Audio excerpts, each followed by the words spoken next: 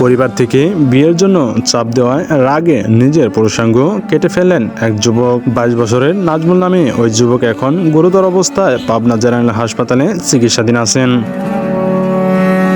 গত 26 জুন উপজেলার কৈটলা ইউনিয়নের 9 নম্বর ওয়ার্ডের মানিকনগর গ্রামে এমনই এক ঘটনা ঘটে।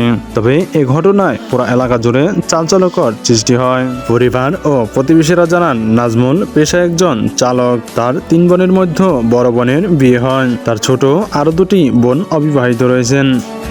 পরিবার থেকে প্রায়ই নাজমুলকে বিয়ের কথা বললে তিনি রাজি হতেন না। ঘটনার দিন দুপুরে তার পরিবার থেকে বিয়ের জন্য চাপ দেওয়া হলে কথা কাটাকাটি হয়। এক পর্যায়ে নাজমুল বাজার থেকে বেলে টেনে বাথরুমে গিয়ে নিজেই নিজের পুরুষাঙ্গ কর্তন করে বাথরুমে ফেলে দেন। কিছুক্ষণ পর তার চিৎকারে সবাই তাকে উদ্ধার করে প্রথমে বেড়া উপজেলা স্বাস্থ্য কমপ্লেক্সে নিয়ে যান। অবস্থার অবনতি হলে কর্তব্যরত চিকিৎসক উন্নত চিকিৎসার জন্য ঢাকা মেডিকেল কলেজ হাসপাতালে প্রেরণ করেন।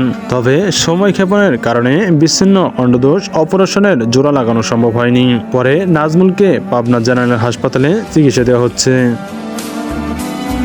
কয়েকজন প্রতিবেশীরা জানান, নাজমুলকে তার নানা, দুলাভাই ও তার মা প্রায়ই বিয়ের কথা বলতো।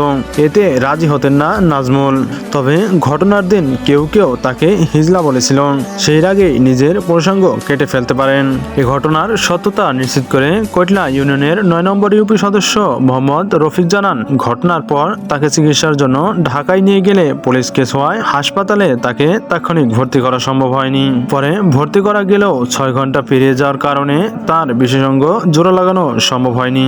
নাজমুল এখন পাবনা সদর হাসপাতালে ভর্তি আছে বলে তিনি জানান। তবে এ বিষয়ে নাজমুলের বাবা জানান, যুবক ছেলেকে সবাই বিয়ের কথা বলতো, এটাই স্বাভাবিক। ওর নানা, দোলাভাই মাঝে মধ্যে বিয়ের কথা বলতো। তবে ঘটনার দিন আমি বাড়ি ছিলাম না। আমার ছেলে মানসিকভাবে অসুস্থ ছিল। চিকিৎসা করানোর পর সে অনেকটাই সুস্থ, কিন্তু কি কারণে এমন কাজ করলো আমরা বুঝতে পারছি না। পাবনা জেনারেল হাসপাতালের আবাসিক চিকিৎসক ডক্টর জাহিদুল ইসলাম বলেন, নাজমুলের অস্ত্রোপচার ঢাকা মেডিকেল কলেজেই সম্পন্ন হয়েছে। এখন সে আশঙ্কামুক্ত। আমরা তাকে প্রয়োজনীয় চিকিৎসা দিয়ে পর্যবেক্ষণে রেখেছি। আশা করি খুব তাড়াতাড়ি কিছুটা সুস্থ হয়ে উঠবেন।